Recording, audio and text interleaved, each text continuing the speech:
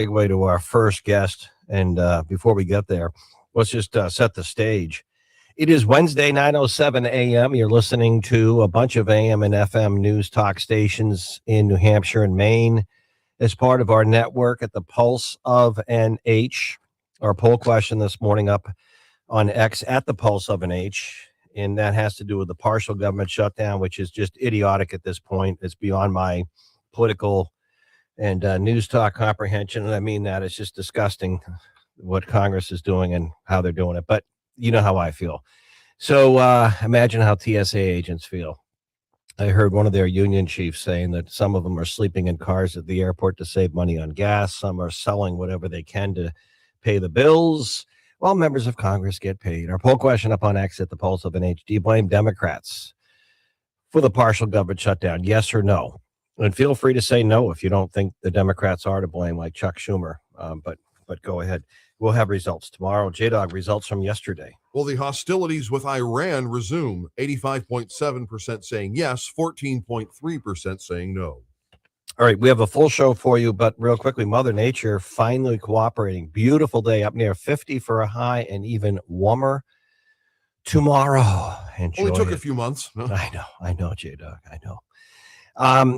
Tim Hafner is a retired Air Force fighter pilot. He lives in Durham, New Hampshire. He's been a regular contributor during this with the hostilities between the United States, Israel, and Iran. And he had 10 years at least in the box, as they say, as a fighter pilot. He knows a lot more than me and most people, including some of the national media people, on what's happening. And he looks at the same stuff we see every day. And I'm delighted to welcome back in Tim Hafner again. Thank him for his service. Tim, good morning, sir. How are you? Good morning, Jack. Unfortunately, I got a couple of days of warm weather, and now I just don't want to be cold anymore. I hear you. Tim, you've been terrific. And unlike some people doing interviews, I actually retain and listen. And I've repeated a couple of things you said from your last time you were on Good Morning New Hampshire at the Pulse of NH. And you said, when I asked you, it was last week, can we achieve our objectives in Iran without putting boots in the ground? And you said, good or great question. And you're a fighter pilot. You said you haven't seen a war yet that was won without boots in the ground. And here we are. And I thought of you this morning because you have the 82nd Airborne being teed up. You got Marines. And Tim, I'm just going to tell you, you're the fighter pilot, not me. And tell us what you think at this point. We apparently are, Tehran's denying it, but we may be talking with some of their military folks about a deal to end this. They've softened up some of their position in the Strait of Hormuz, but I get really worried when I see a lot of our finest going over there. Not that they can't do what they're trained to do, the airborne and Marines, but more people on the ground, especially if it's in Iran, more things can go wrong and more casualties can happen. It's war. So tell me your thoughts. You were right, but I don't know if they're going to be deployed on the ground in Iran or the region, but take it away, Tim. We did talk about this a little bit last time. And again, the whole boots on the ground is a bit out of my lane, but just having watched Trump and the way that he does things, at the very least, it's a bargaining chip. You're a whole lot more convincing if you're trying to get somebody to do something and you have a hammer in your hand than if you don't. Right. So there's certainly a leverage thing going on there. The boots on the ground, oh boy, it's way more than just putting the troops on the soil. You got to protect them when they're there. You've got to protect the supply chain while they're on the ground. I mean, the risk goes up significantly. And how are people going to respond, when the casualty lists start coming back, because that's inevitable if you're going to put people that close. Well, again, I think the bad guys in the world have actually heard of the 82nd Airborne. They've heard of the United States Marine Corps. They know what that means. I'm all for having them over there on a ship, on a neighboring country. But once you start putting them where a surface-to-air missile can hit them or something like that, that makes me nervous, even if we need them to finish this. But I just worry that could happen. Do you think they're being used as like a leverage point? Like you said, talk with a hammer and you get more? I think that's the starting point. You never take things off the table preemptively because it's just leverage you can use. I'm thinking about First Gulf War. They had a whole force of Marines sitting right off the coast when they launched the invasion, and those guys never ended up doing anything. But the Iraqis had to respond to the fact that there's an amphibious force sitting right off the coast waiting to come in. So it can be a really effective tool, even if you don't put troops in. So I think that's the starting point. I don't think anybody wants to put troops on the ground there because of all that comes out of that once you put them on the ground. But yeah, so that's sort of the way I've been looking at it this last week.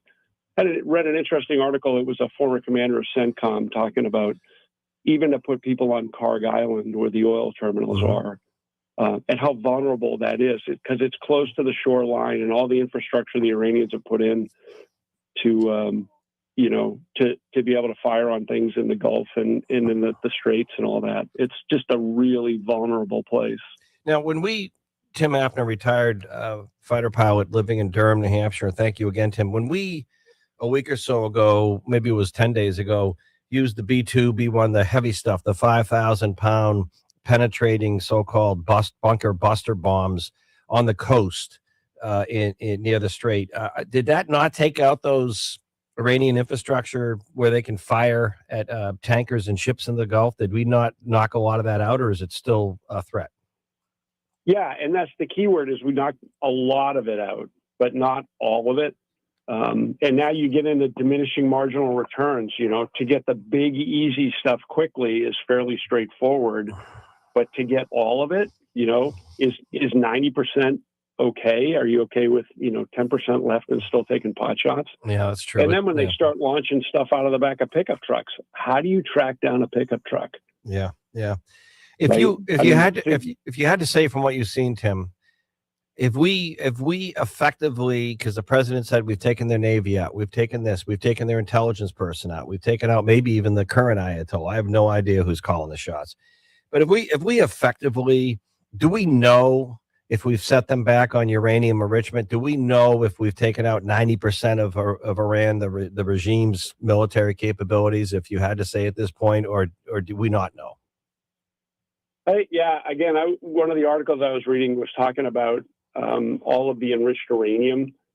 And the question is it now buried? Did they hit the storage facility and the stuff is buried? And if it's buried, how do you then go in and get it if you've got limited time and all the people that would be exposed while they're trying to excavate that 1,000 pounds or whatever it was of enriched uranium? Mm-hmm. That's a tough nut to crack. Whereas they would have the patience, right? Okay, so it takes 5-6 years to dig this stuff out. We still have it. Let's get going again. Yeah, I don't know if that's answering your question right there, but that is not an easy problem to solve. Tim, you're now in the private sector world. After being a fighter pilot, you did commercial airlines, and other than having a really nice truck right now, I don't know what you do for work. It's not my business. But I assume you have family and friends, and you're in Durham watching this like everyone else, and you, God willing, go to bed healthy at night. You wake up and you're like, another day. And I guess the question is, but you have a lot more time in the military than most people listening, especially as someone who achieved the level of being a fighter pilot for that long. Serving our country. And again, thank you. Do you get a sense on everything you're seeing? Because we don't know administrations, presidents, even if they want to get out of something and want to get ahead of it, we just don't know the uncertainties. But overall, do you sense that here we are, Easter's not far away? Do you sense, for example, by Easter or, end of April, is this still going to be as tenuous, this situation with Iran, or do you think it's going to be a shorter term? Do you think we're near the end of some kind of, we've done as much as we can, Israel's going to keep an eye on this, we're going to keep an eye on it, but we're going to start to move beyond this? Do you sense this is going to be going into like the summer? The summer feels long to me. I know they're not done because it feels like the worst outcome is to, proclaim victory and go home.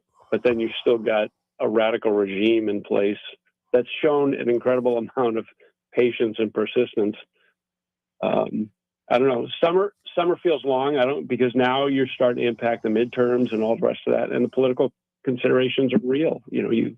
It's a civilian controlled government and military. You have to take politics into account.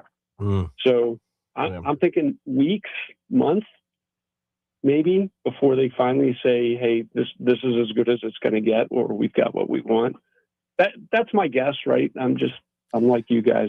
Well, kind of reading open source stuff. Unless we are really talking to some people that don't want it known in Tehran that they want to move on and reach some kind of an agreement on things like nuclear ambitions or Strait of Hormuz, or developing stuff for civilian power versus possible weaponry. All right, Tim, thank you so much. We'll catch you again soon. Tim Hafner, retired fighter pilot. Thank you, sir. Thanks, Jack. All right, hey Alexa, hey Google, play the Pulse of an Age. Back in a moment. Looking for smarter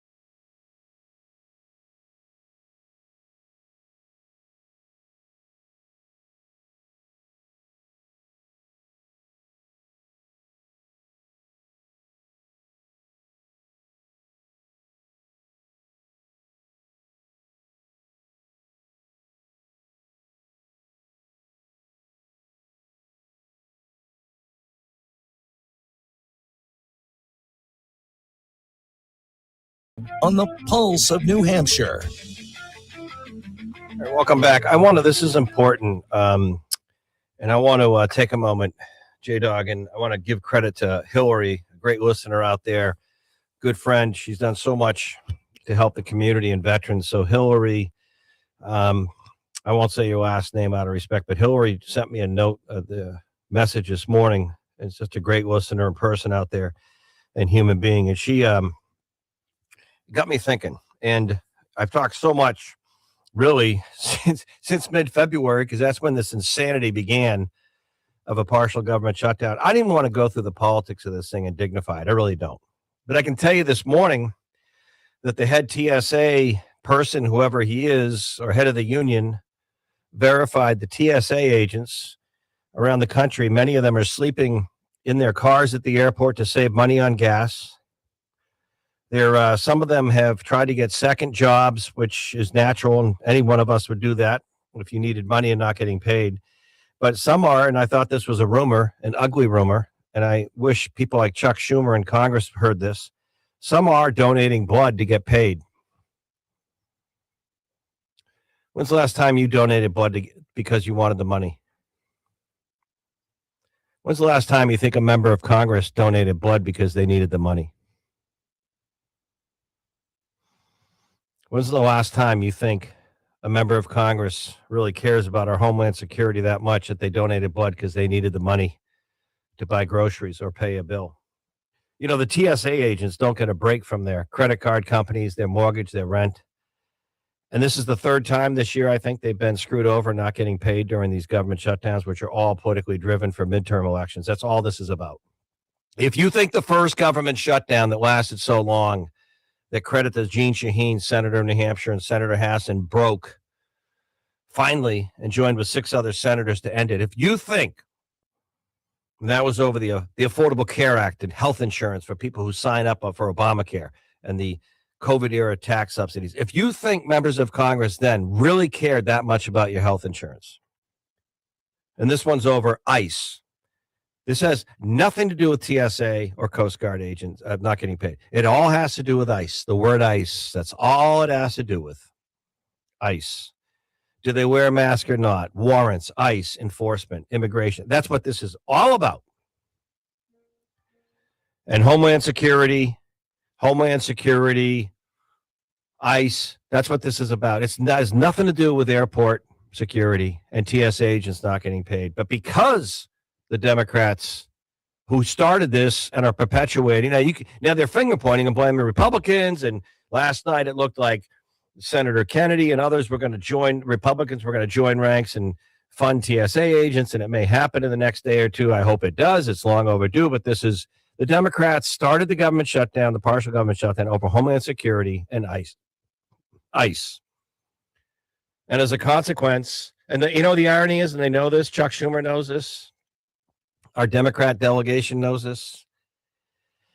If you want to hurt ICE, which is what the Democrats' goal is, to change it, to hurt it, they already got a new Homeland Security Secretary. ICE is being paid. They're already paid. Homeland Security is already funded. So this whole thing is rhetoric for midterm political elections, and Chuck Schumer can't look me in the eye. Well, of course, I don't know if he knows what the truth is. He's so full of crap. He's the same guy, same person who said, you never, ever, ever shut down the government. You never, ever not fund the government because of a policy demand or a policy difference. He's that Chuck Schumer. I don't know how people like this get elected. It's well beyond my pay grade. But here's the point. The TSA agents that I've been advocating for weeks, their average salary is $60,000 a year. They're not getting paid. They're going to miss a whole nother pay period right now. And they're getting hurt in this. They're getting squeezed. And one of our guests the other day called it political chits. That's exactly what they are. They're being used by the cowards in Congress, the finger pointing, lack of leadership in Congress, who really don't care about our homeland security. They don't care about health insurance. And they don't even care about your Social Security because that's not going to be fully solved in 5 years. All they care about is getting elected this fall and getting reelected and being in power. That's all they care about. Winning elections is all they care about. So I'm going to do something positive here. I am going to do something positive here. And this is credited to Hillary. And she's wonderful. So Hillary, thank you.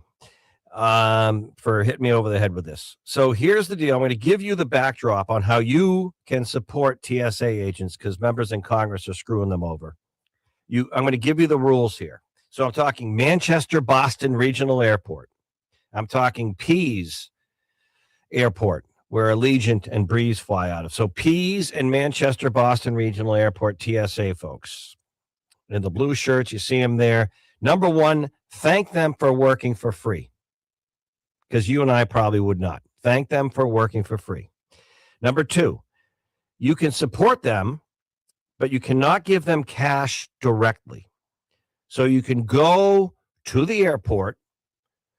You can go online and research this. You can go to the airports, and they might even have a drop-off area if you want to support the TSA. And you can ask someone, I want to donate, what you can donate and what you can't donate. You cannot go there and give like a $20 cash, $50 in cash, $100. You can't do that. They can't take it. But they can if you want to donate like your own drive, and I'd encourage you to do it. Many airports are having designated areas now for TSA checkpointer support, and you can look for a supervisor. You're not traveling, so you're not going to go through the security, but you'll see the TSA. You might say, some people in my community, I have 10. What you can donate are retailer-specific gift cards. Gift cards. You can gift cards. $20 according to the TSA national site are preferred. $20 gift cards. For example, Walmart, local grocery stores, Starbucks, specific retailer brand gift cards are preferred.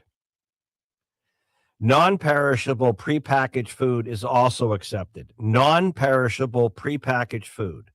Now, the TSA are union, they have union offices, so donations can be made through, here you go, the American Federation of Government Employees. That's AFGE. So you can Google AFGE, the American Federation of Government Employees. They represent TSA. You could donate there, but you can't donate cash, and they don't want you to donate Visa or MasterCard gift cards or homemade food.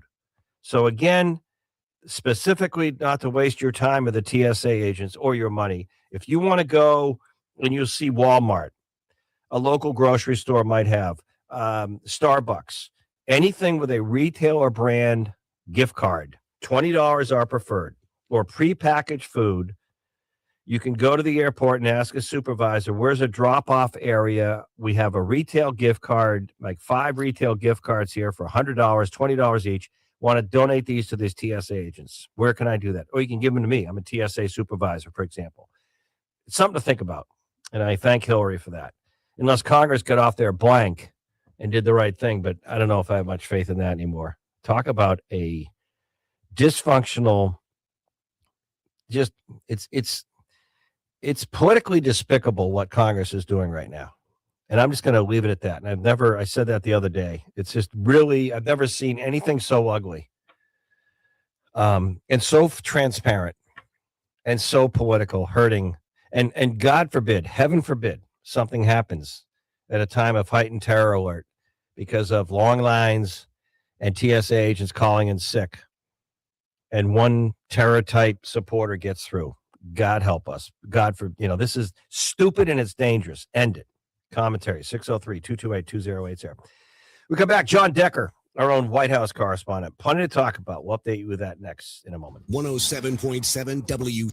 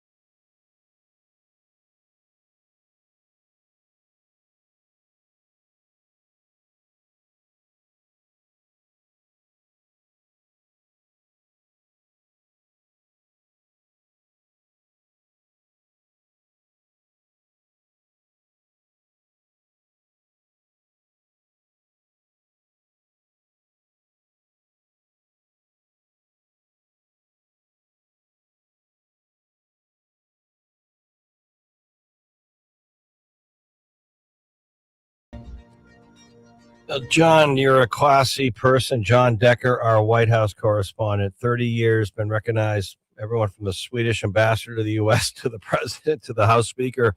John, you're a classy person, so you probably didn't want to hear the commentary I just gave on Congress. I think it's politically despicable what they're doing as it pertains to TSA agents not getting paid and Coast Guard. So I spared you from that. But what I want to hear from you this morning, and I hope Yeah. you're well.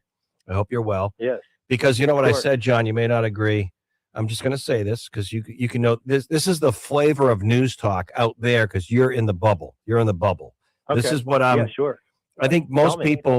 people do not feel that Congress, both sides of the aisle, really give a damn about their health insurance, which was the last government shutdown, the Affordable Care Act.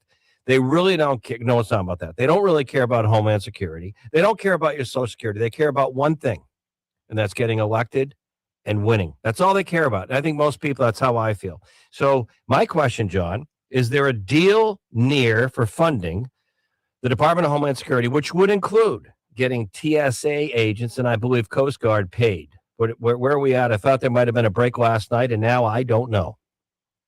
Well, this ties into your remarks and your comments, Jack, about the top priority for members of Congress. I agree with you. In 30 years, that's what I've seen, is that their top priority is keeping their job. And for that reason, I think that before the Senate leaves town this coming Friday, they're due to leave town for a 2-week recess. They're going to get this done. Otherwise, the optics, Jack, are going to look so bad. They're going to leave town and they're potentially going to go another 2 weeks for those TSA agents not to get paid. That's a really bad look. And I think that they would pay at the polls if indeed they do that. Well, what's today? Wednesday. And you're saying this Friday, or when are they set to leave? Next Friday? This Friday, March the 27th. Yes. Wow. That's the deadline. That's the deadline. That's when they're due to go on recess. 2 weeks. No, not 2-week recess. That's right. Yeah, 2 weeks. So imagine that. It's been come this Friday. It will be 1 full month since those TSA agents who do such important work at our nation's airports have not been paid, and we could go even longer if they don't come to a deal. You know, John, we have some classy lawmakers here in New Hampshire, both sides of the aisle, and they talk about like the New Hampshire State House. It's maybe not as good as it used to be, but the days of and you know where I'm going with this, the days of a Ted Kennedy walking down the hall to meet with Orrin Hatch and shut the door and come out with an agreement on education funding or something. Do you think, are these senators, for example, are they afraid of Thune and Schumer? Like last time, Jeanne Shaheen of New Hampshire and Maggie Hassan, senators, broke the ranks and joined 6 others to end the last government shutdown. Are they afraid to just 2 or 3 of them get together with 2 or 3 Republicans and lock the door and then come out and have a press conference saying, we've agreed, we're going to vote this way to pay TSA agents, and this is what we agreed to? Are they just afraid to do that? Yeah, I can't get inside the head of every, all 100 U.S. senators. I think that, there are some really good ones. There are good ones that are most interested in serving the public, serving their constituents. And you reference in your comments the ones that are not good, the ones that are just interested in self-preservation. Let's hope that the public servants, those that are in Washington for the right reasons, win the day and get this resolved and reopen that portion of the federal government that remains shut, and those TSA workers get paid and get paid soon. All right. I appreciate it, John Decker, for being patient. Thank you, John Decker, our own White House correspondent. So a lot of people are talking about this recess. It would be this Friday, the 27th. Thank you, John. So how does this going to look? Essentially Easter recess, Jack. Essentially, that's what it is. I don't know. I mean, I'd be surprised if this goes till Friday, because I can't imagine the Senator Hassan and Shaheen I know and have known for years, or I dare say Congressman Pappas and Congresswoman Goodlander, I can't imagine they'd come home for 2 weeks. And I think, I may be wrong, I think I saw a news blip that Congresswoman Maggie Goodlander she's forsaking her salary during this period. And I don't know about Mr. Pappas, Senator Shaheen, or Hassan, but I can't imagine the delegation that I've known over the years and respect, and I do. It's just the way I am, I guess. And I am. And I applaud what they've done, for example, on the veteran front, pretty much all of them. Seriously, I do. But I can't imagine they would come home and take a 2-week recess and get paid while TSA agents are donating blood to meet rent or mortgage payments. I can't imagine they would do that. So we'll keep an eye on this for you. And the latest on the Middle East. So much has been, I'll check in with some of our other contributors in the 10 o'clock hour. It's been hard to keep track of what's happening at the State House. May reach out to Anna Brown, Citizens Count, at some point, because she keeps us honest in terms of what's happening here. But the national stuff is overwhelming, and it's been overwhelming. I'll tell you one, because I want to be fair in commentary. Talk about a wake-up call. Politically speaking. How about that race down in Florida? And there's a Democrat that has defeated Democrat Emily Gregory has won a special state house election down in Palm Beach, Florida, beating the Republican. And this is in whose backyard? President Trump's. And this is a seat that I think in the election against Harris, Trump carried by like a double, 10 points. A Democrat in the backyard of President Trump won a special election, a Democrat in Florida. Now, I got news for you. I got real news for you. If that happened in Florida, in Palm Beach, that area where President Trump won the presidential by 10 points, 10.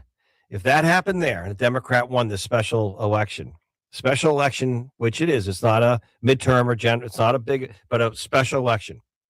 It is a profound wake-up call. Profound.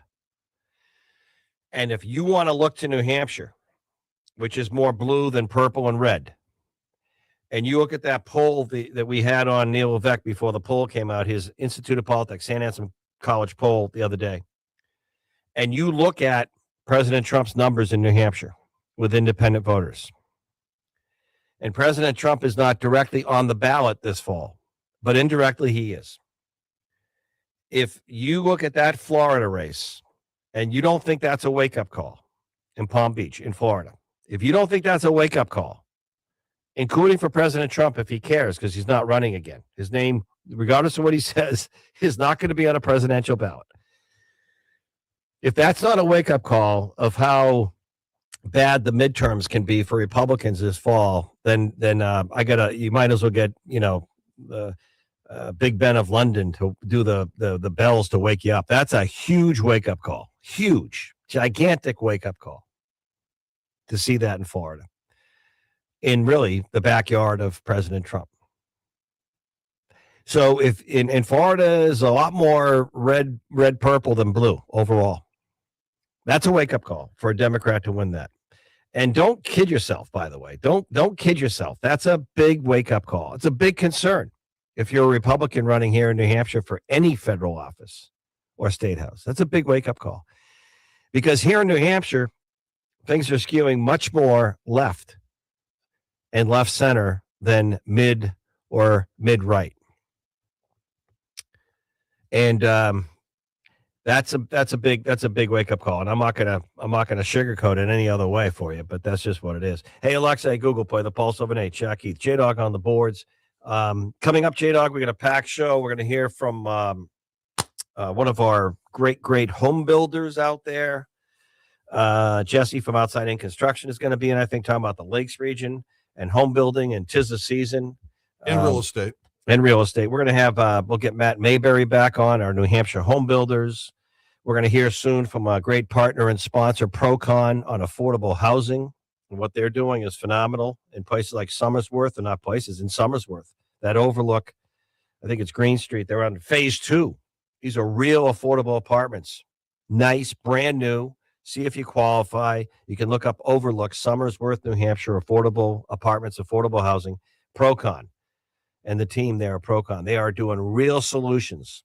They know how to work with the community, work with neighbors, work on the development costs, work on the design so that it's affordable for the builder, the developer, and eventually the the person who rents the apartment and lives there.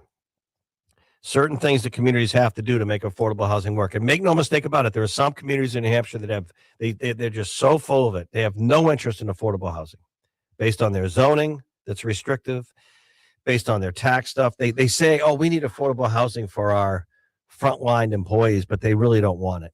I mean, look at Hanover, New Hampshire. The average building lot, I think the minimum building lot is like 7 acres. So you tell me you're going to put an affordable house on 7 acres. Let me tell you right now, that's a $2.5–3 million home. If you get 7 acres in a new home today, you can't. It's hard to build under $1 million. So there's a lot of hypocrisy, but there are solutions, and we thank our friends at Procon.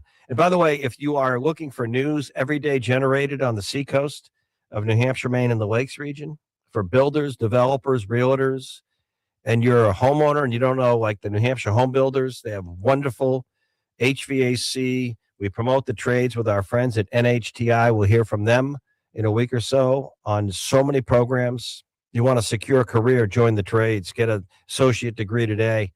HVAC, electrical, remodeling, carpentry. These are the secure jobs of tomorrow, even with AI. These are the secure jobs. So we'll have much more on this, and I highly endorse that. But if you're looking for a place for real estate development news, just that, if you're in that industry, just that, not stuff like, for example, in the Middle East, not stuff on the airports, building news, zoning news, all that stuff that matters to you if you're a builder, developer, or a homeowner that doesn't know who to hire to come in and put a new furnace in or electrical or flooring. You can go to seacoastdirt.com. It's free. seacoastdirt.com. Real easy. Just think of dirt, seacoastdirt.com. Hey, Alexa, Google, play the Pulse of an H. We'll hear from Jesse, a great partner out there, and a lot more. And also Maureen Beauregard, head of Easter Seals, talking about the Franklin Veterans Campus in our studios as well. All that's coming up. Beautiful weather out there. Going to get up near 50 for a high, even warmer tomorrow. Hey, Alexa, hey, Google, play the Pulse of an H. Back in a moment. This is the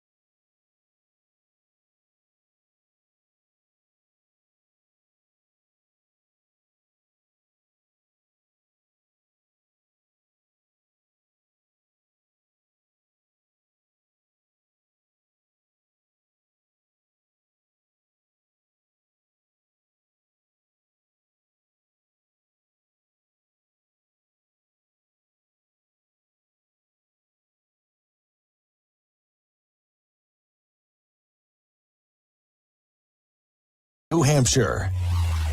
This is Good Morning New Hampshire with Jack Heath on the Pulse of New Hampshire. All right, welcome back. Nice weather out there. Beautiful weather out there as we get going. Going to be near 50 for a high and even warmer tomorrow.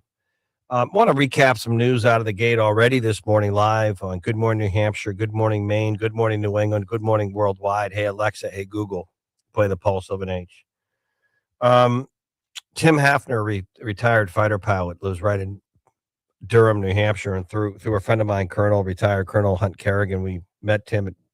He's been he's been the Pulse of an H military expert, fighter pilot, talking about the Operation Epic Fury, the military, the military operation, where things are at with the United States, Israel, and Iran, the Strait of Hormuz, and he's been phenomenal. He's been nothing but phenomenal as an expert. And he said last week when I asked him, can we achieve our objectives? Can we say that we've succeeded and actually have without putting boots in the ground? And he's a fighter pilot from the air. And he said, Jack, I don't know of any war that's ever really won without boots in the ground. And then today, this morning, and last night, we see that the 82nd Airborne, I think 1,000, and their commander are being sent to the Middle East. Marines are in the region, probably Special Forces, Special Ops are in the region. I assume that's Navy SEALs and Delta teams. This is my concern here, and I mean this, and the president, and I take him at his word, says that we are making progress with whoever's really running the show in Tehran, because right now we don't know. It seemed that yesterday, sort of the military, and I'll tell you what they're called, the Guard, the Islamic military, it looks like they've taken over for the clerics or the current Ayatollah. But I'll just give you the reference so you know. It's the IRGC, the Republican, or the Guard. So I'm hoping that we're talking to the right people who are calling the shots. And apparently the president yesterday said they gave a big gift to the world or the U.S. on Monday and Tuesday by allowing more ships to pass through non-military, the Strait of Hormuz. And that's a big part of the global picture, as you know, energy, fertilizer. But here's my worry. And we just had Tim Hafner on this morning when I asked him about the 82nd Airborne and Marines. There's really little gray area here.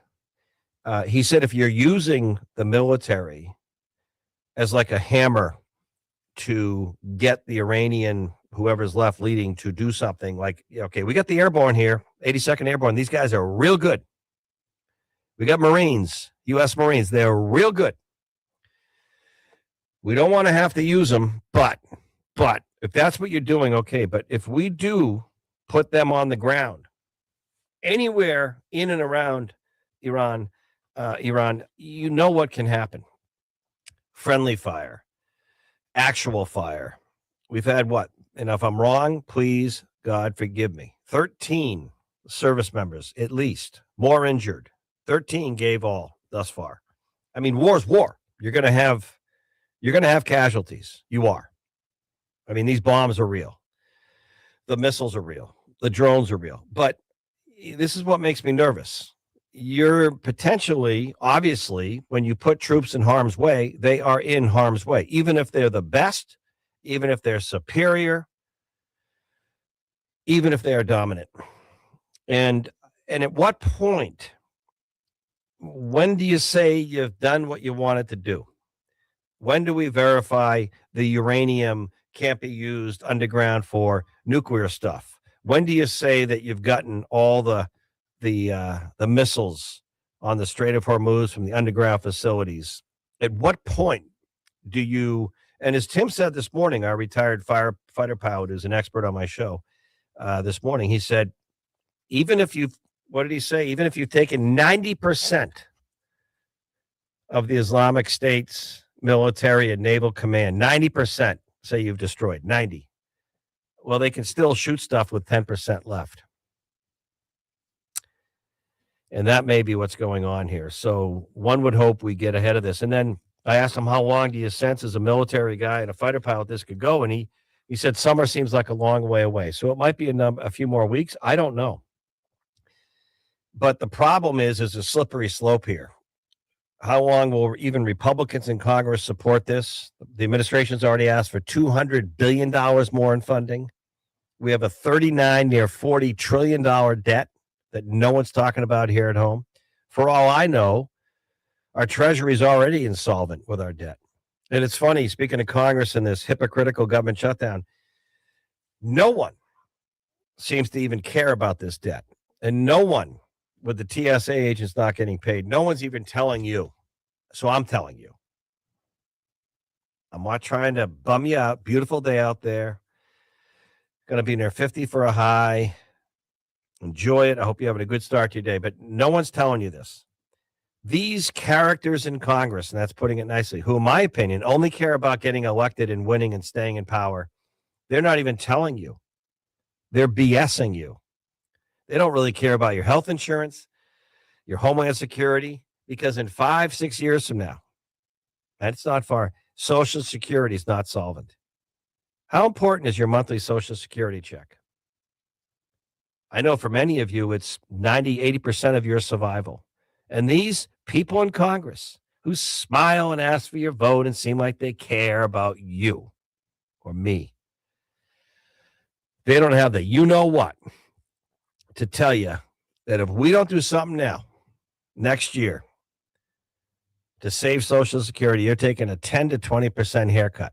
So if your check, individual or a couple, let's just say hypothetically, keep ballpark, is $3,000 a month, and that covers your mortgage or, a chunk of your living, do the math.